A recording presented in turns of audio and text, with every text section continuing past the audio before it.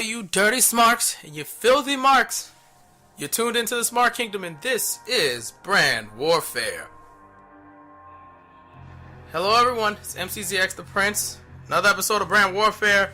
And guys, you decide who wins this week. So instead of revealing who won, let's go over Raw and Smackdown. Starting with Raw. Let's just get the good stuff out the way because, woo! Let's just be positive real quick. Reigns versus Rollins. Great match. Wonderful chemistry between the two.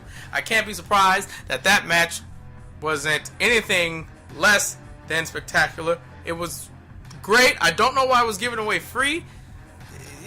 I mean, that's a freebie to get, but that's some pay-per-view caliber matches right there. And maybe it can hurt Raw by giving those away. Reigns won with the spear after Rollins went for move infringement. Thankfully, he got hit with the spear because I love the V-trigger by Kenny Omega. I do not like this move by Seth Rollins. I love the Rainmaker by Kazuchika Okada. I do not like this move by Seth Rollins. He should revert back to using God's Last Gift. He's used it before versus Finn Balor. I do not know why he's not using that as his main finishing move. It looks good. It looks like it could do some damage. Why the hell not? But, you know, you do whatever you want with that move infringement move. Whatever. Reigns and Rollins, great match. I give it a clap. The triple threat match involving Samoa Joe, Bray Wyatt, and Finn Balor was also a wonderful match. I didn't think it was better than the official main event. You can't have two main events. I'm sorry. The main event is the main event. It is the match people came to see. You don't just sneak in that this is a main event, because if that's the case, the show could have just went off the air and I would have been fine with that. But whatever. I believe Joe won that match. Yes, Joe did win that match. The Coquina Clutch on Balor. I want to say Balor, or he won with that Uranagi. Don't remember the finish that well, but I do know Joe won the match. Goldust cut another promo. This time it was interrupted by R-Truth, who cut a awesome promo. I know, shocker, right? R-Truth cutting a great promo against Goldust. It was very black inspired, very 70s blaxploitation movie inspired. I felt like that was necessary since we're talking movies. And he said how he was inspired by characters like Jules from Pulp Fiction and a bunch of others, Shaft. And he's going to get Goldie once he gets his hands on him. And I can't wait. It's the best storyline on Raw. It's the best feud on Raw. It should be for a title. People are going to overlook this and think it's garbage, but I think this is one of the shining moments on Raw. And finally, we have this new storyline between Corey Graves and Kurt Angle. So Corey Graves got a text message. He left the commentating table. I would have just left the show completely, but that's just me. And he goes to Kurt Angle, shows him this text message, and this text message could potentially ruin Kurt Angle. What could that text message be? Who knows? I think it's all a ploy by Stephanie McMahon to get her position back as the GM of Raw and potentially get the authority back. I'm curious to see what kind of dirt does she have on Kurt. We'll see in due time. Now for the bad, because there's a lot of bad on this show. It's always a lot of bad on this show. I don't want to even cover the show anymore. I want to put NXT versus SmackDown to see which one of those two shows wins, because Raw is pointless. It's like watching Impact. It's awful. It's awful. And the writers should be ashamed of themselves. Starting with the This Is Your Life segment with Alexa Bliss and Bayley. What the hell?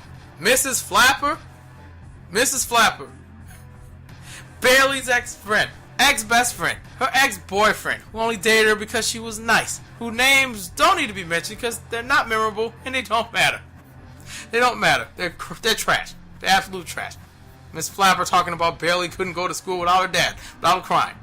How her best friend, her ex-best friend, talking about how, she would never make any time for me. She just watched Monday Night Raw. And the boyfriend speaking on her being nice to leave her for the ex-best friend. It was all stupid. Alexa Bliss rarely puts out garbage, but this time, this was a big stinker, and the writers missed completely. This was equally as bad as the old day segment on Raw. It's awful. Good Lord.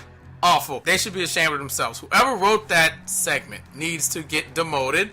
They need to be fired for making Alexa look so stupid. And then Bayley, and making Bayley look stupid, because Bayley comes down Not during the thing. She comes down after it's all done. She doesn't attack the best friend, or belly to the ex-boyfriend, or yell at Miss Flapper, or anything that's extreme.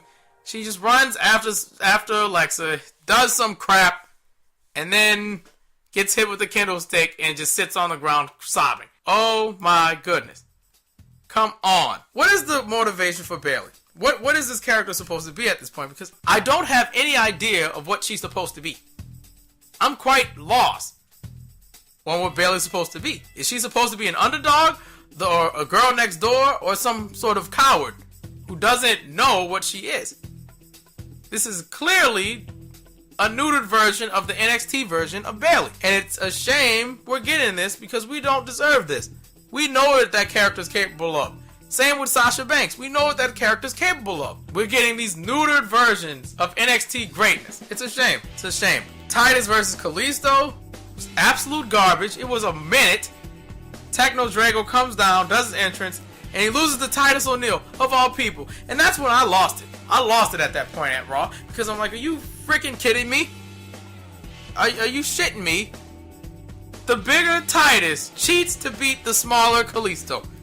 You're joking. You're joking. All for the Titus brand.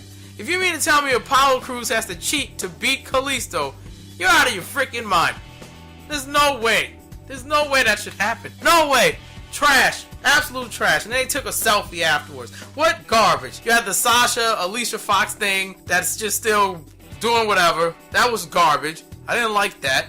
Enzo Amore got attacked again for the second week in a row. They're kind of implying it's a revival and kind of setting seeds that it's also Big Cass who may have done it. I think it's Big Cass. They already broke one tag team. Why not break another tag team? You destroyed DIY, so why don't you get rid of Enzo and Cass? They ain't doing anything anyway, so why not? He says the revival, but I doubt it.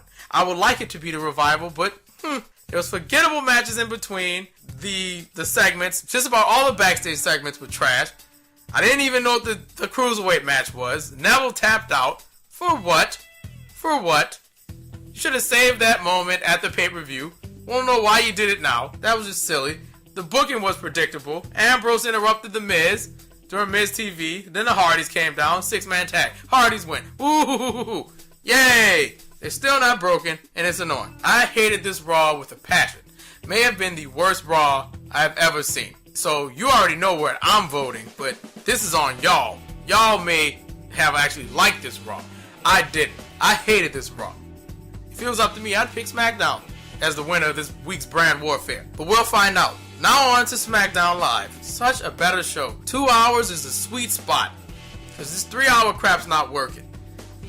AJ versus Ziggler was great, despite Ziggler winning, but if you're in your hometown, you're not supposed to win. So you shouldn't be surprised at that.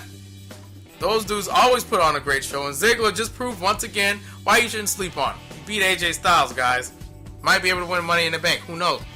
The women's Money in the Bank match is now official after a chaotic #1 contendership match. It was just a brawl. Natty went through a table. Shane comes out. You know, he does a, "What's up, Atlanta?" And then it announces we're going to have history, and the history is the women's Money in the Bank match. I love it. The New Day is back. Had an exchange with the Usos. The Usos Penitentiary. And the New Day brought out the Booty Warrior. They like some, and they want some. And they can do this the easy way or the hard way. I popped hard for that. That was funny. Shinsuke and Sami Zayn, they beat Corbin and KO after Corbin pushed KO, Kevin Owens. After he pushed Kevin Owens after a misunderstanding, accidentally ran into him, and Corbin opted out. And I believe we met a Kinshasa. And Shinsuke and Zayn win. They had a stare down the ring. I kind of want them to have a rematch. And some more great news happened. We're getting Shinsuke versus Kevin Owens next week. Not for the United States Championship, just a one-on-one match. And if you've seen their first match, and their first match was at Ring of Honor, it's on YouTube. You can search for it and find it. It was amazing. Those guys were stars then, and now they're bona fide stars now. I'm sure they're going to try to put on a great match. I hope they can. For the life of me, I hope they can. Breezango was there. Fashion Files is still going on. I'm loving those. It's a great comedy segment. I think it should be every week. And I like this new way they wrestle. All the costume changes and squirt guns. It's very entertaining. The kids are going to love that. I love it too because it's funny. And I like Tyler Breeze and Fandango. Can you blame me? Great. And now we come to the bad portion of SmackDown. So, I did not like Orton's response to Jinder. This pro-American crap. This, I'm American, I'm gonna give an American ass whooping. No, I didn't like that response. That response was trash. I don't tend to like the foreigner versus American storylines. They seem like a cheap cop-out. I don't prefer to go down that route. But hey, it is what it is. Jinder had a response, the same response, because I'm different, my people, blah, blah, blah, blah, blah, blah. They're going to have a match in St. Louis, and I don't think Orton's winning that, because why would you cut Jinder's thing short? I don't see it happening. So, if Raw does predictable tag team matches, I'm also going to call SmackDown for having a predictable tag team match. And Kevin Owens using the highlight reel still. Kevin needs to get his own shtick. Jericho's not coming back for a while. Using the highlight reel, even if Chris Jericho co-signed it, I'm not feeling it. I think it's pretty silly, and KO's better than that. KO can come up with his own show. I also would like to know, where are the following people? Where's Ty Dillinger? Where's Luke Harper? Where's Eric Rowan? Where's American Alpha? These guys are missing. Are we waiting for Shelton to come back for American Alpha or something so they can have a stable? And now it's time to find out who won this week's brand warfare. I'm about to pull up the polls now. Raw got 52.9% thumbs up. I don't know who these people are. I don't know why they enjoy the show. Must be casual fans or your first time watching Raw. And I had 35.3 people dislike the Raw, plus the 11.8 people who just said F that Raw. A grand total of 47.1 people hating Raw. In SmackDown, come on guys, don't let me down here. SmackDown got 57.6% thumbs up. Oh my god. And 3% thumbs down. Combined with everyone's excitement for the Women's Money in the Bank, the total for SmackDown is 97% approval rating. The winner is SmackDown. They score another point. Again, the winner of this brand warfare is SmackDown Live, and I cannot blame you guys. You didn't let me down, and I thank you. I thank you all. We're definitely going to do this again. SmackDown has 4 to Raw's 1. Raw is awful. Raw needs to get better writers in order for this to work, for this to even be competitive, because it's very one-sided. SmackDown's putting on a better show. They're outshining Raw in the ratings. Raw is just coasting by, and I don't understand why they're okay with that. You should be striving to put on the best product you can put on each week. I understand when you consecutively write a show week in and week out, you can get tired and get lazy, but you shouldn't want to be lazy. You should try to put on the best show you possibly can, and if you can't do that, maybe you shouldn't be writing for creative on Raw. SmackDown has some of its flaws, but SmackDown was a better show, more watchable show. Maybe Raw should consider going back to 2 hours. Anyway, guys, I'm MCZX The Prince, the host of The Smart Kingdom. You can follow The Smart Kingdom on Facebook and Twitter at The Smart Kingdom. Easy to find. You can email us at thesmartkingdom@gmail.com. You can follow our partners at OKO Media on Facebook as well. They're easy to find. It's all in the description. And guys, that's another episode of Brand Warfare. Maybe next week we'll do the exact same thing. Hopefully we can make this a regular thing. And you guys are, I feel like you all are going to make me very angry one of these days, because you're going to pick the bad show on purpose, and I'm going to just yell at you all for a good hour. But there you have it. That is Brand Warfare. You know where to find us. We're not hard to find. Till next time, you filthy smarks and you dirty marks. See you later.